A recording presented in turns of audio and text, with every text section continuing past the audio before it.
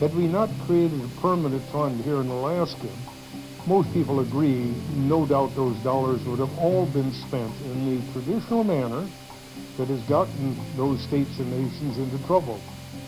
Oh boy, nothing but continued violence in Iraq, one incident after another, beheadings, all sorts of terrorist activities. I've heard all sorts of suggestions as to how we might deter terrorist activities in Iraq. They range from the sublime to the ridiculous to the grossly politically incorrect and back again. For example, I've heard one WAG suggest that maybe in order to influence the Islamic terrorists against attacking U.S. citizens, that the president issue a proclamation declaring the entire nation is converted to Islam. Somebody else said, oh, maybe we should simply amend the Bible and up the ante. Not just 72 virgins as under the Koran, but 75. There was a proposal made some years ago during the Philippine insurrection that I've been surprised has not been mentioned.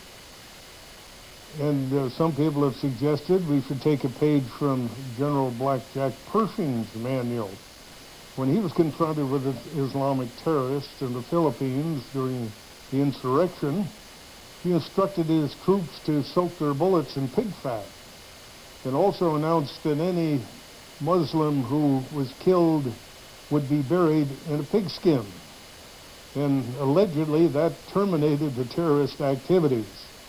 Certainly something of the extreme nature which inclines those extremists to believe that their road to paradise is best traveled by taking a number of infidels along with them, might also, if they were threatened with what I understand would close the portals to paradise, and that is being defiled by either pig fat, pig blood, or whatever.